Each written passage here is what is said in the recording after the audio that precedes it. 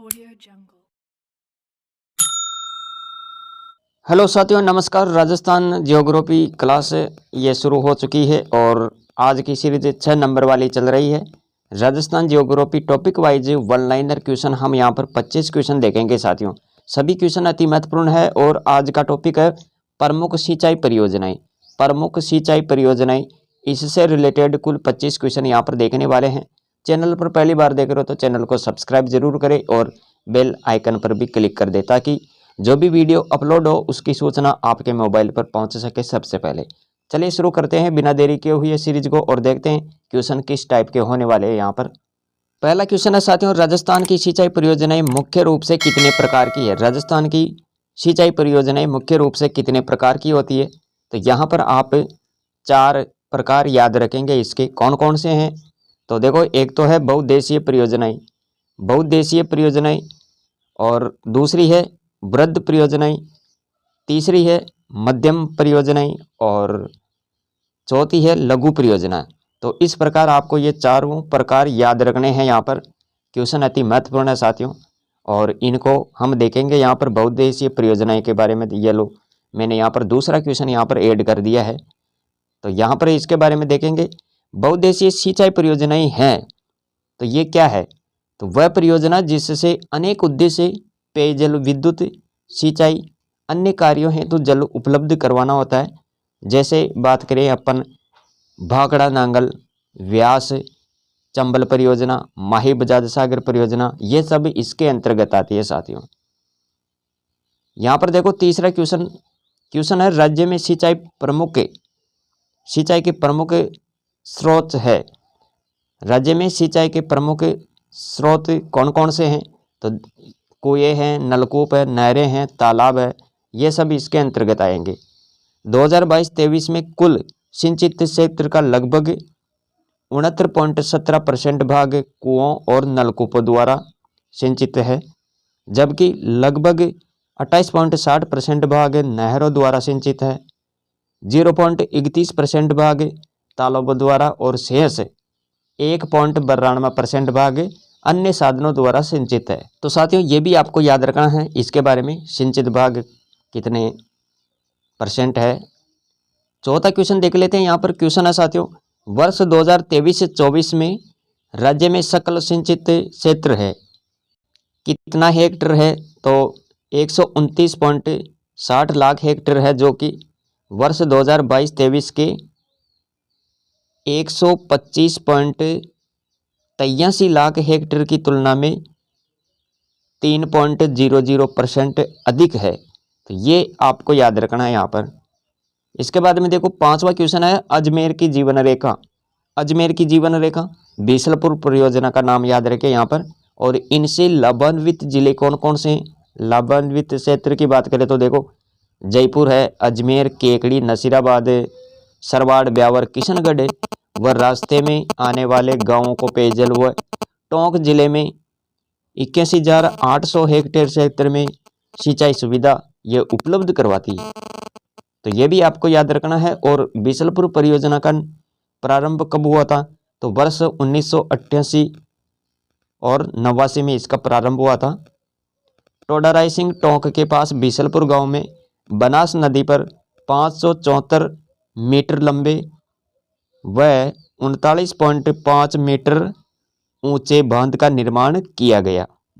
यह महत्वपूर्ण फैक्ट है बीसलपुर परियोजना से रिलेटेड, ये आपको याद रखना है। ये कहाँ पर है, ये टोडा रायसिंह टोंक के पास बीसलपुर गांव, टोडा रायसिंह टोंक जिले में है टोडा रायसिंह, और टोडा रायसिंह के पास है बीसलपुर गांव। यहीं पर बनास नदी पर ये बांध बनाया गया है साथियों। और ये कितना मीटर लंबा है, तो 574 मीटर लंबा है और 39.5 मीटर ऊंचा बांध का निर्माण किया गया। अगला क्वेश्चन देख लेते हैं। यहाँ पर क्वेश्चन क्या है, ईसरदा बांध कहाँ पर स्थित है। अब ईसरदा बांध की बात करें तो ये कहाँ पर है, ईसरदा गांव, ग्राम बनेटा, उनियारा, टोंक, ये भी बनास नदी पर है साथियों। और इनसे लाभान्वित जिले कौन कौन से हैं, जयपुर है, टोंक है, सवाई माधोपुर है। ये फैक्ट आप याद रखें यहाँ पर। 7 नंबर का क्वेश्चन देखो, व्यास परियोजना किन किन राज्यों की संयुक्त परियोजना है। व्यास परियोजना की बात करें तो पंजाब, हरियाणा, राजस्थान। पौंग विद्युत गृह से राजस्थान को 59% व देहर से 20% विद्युत प्राप्त होती है। ये भी आप यहाँ पर देखेंगे साथियों। अगला क्वेश्चन देखो, चंबल परियोजना किन दो राज्यों की 50:50 की साझेदारी परियोजना है, यानी 50-50? तो राजस्थान और मध्य प्रदेश। चंबल परियोजना दो राज्यों की 50-50 साझेदारी परियोजना है, जो कि आपको यहाँ पर याद रखना है, राजस्थान मध्य प्रदेश। और इस परियोजना में चंबल नदी पर प्रमुख बांध कौन कौन से बने हुए हैं, ये भी आप देख लेना। यहाँ पर गांधी सागर बांध है, कोटा बैराज है, राणा प्रताप सागर और जवाहर सागर, ये आप याद रखें। 9वां क्वेश्चन देखो, क्वेश्चन है साथियों यहाँ पर, माही बजाज परियोजना किन राज्यों की साझी परियोजना है? अब माही बजाज परियोजना की बात करें तो ये किन राज्यों की साझेदारी परियोजना है? तो राजस्थान और गुजरात आपको याद रखना है। और बजाज सागर बांध का निर्माण कहाँ पर किया गया? ये माही नदी पर है, बोरखेड़ा गांव बांसवाड़ा, याद रखें।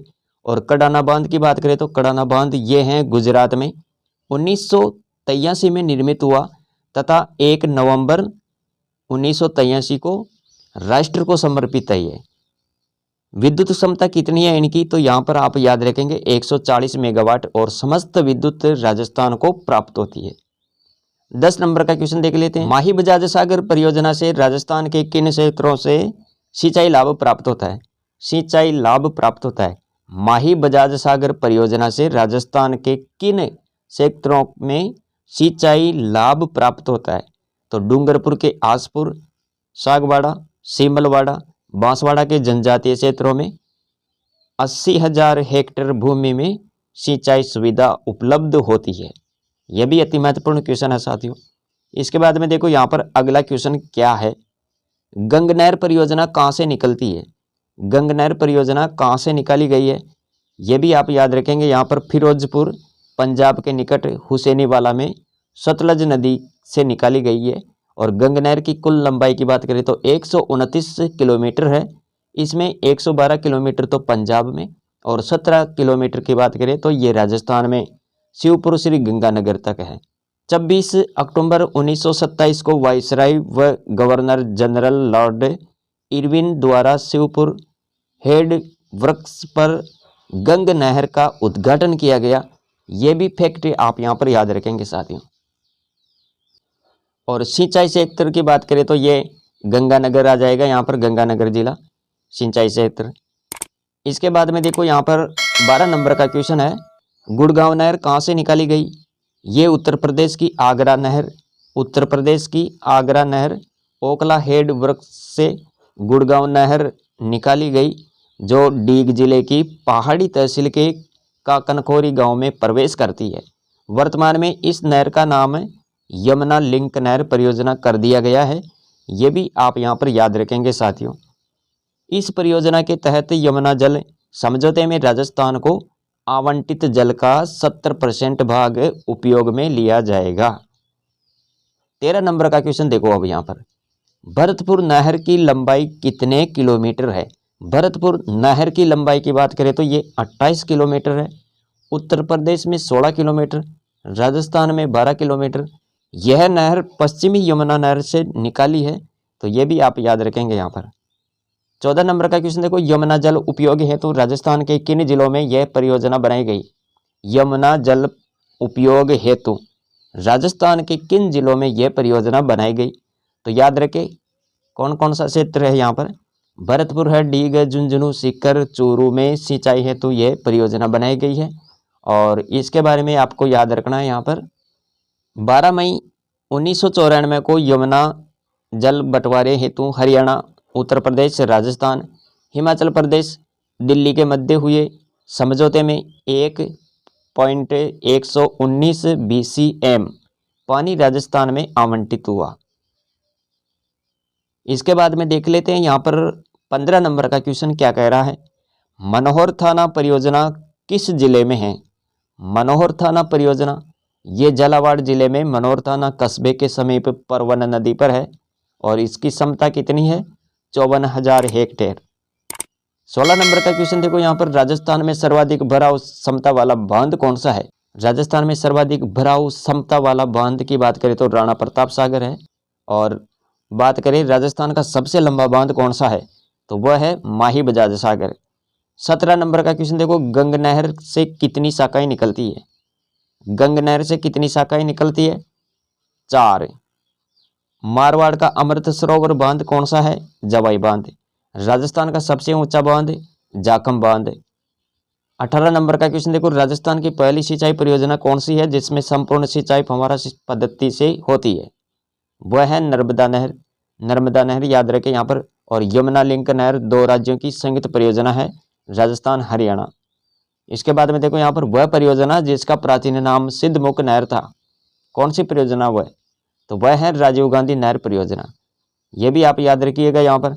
19 नंबर का क्वेश्चन है, राजस्थान का सबसे बड़ा बांध मिट्टी का बांध कौन सा है? पांचना बांध। ये आप याद रखेंगे। और इसके साथ आप क्या याद रखेंगे साथियों? भाखड़ा नांगल परियोजना 3 राज्यों की संयुक्त परियोजना है जिसमें है राजस्थान, पंजाब, हरियाणा। अगला क्वेश्चन देखो यहाँ पर। अगला क्वेश्चन क्या है?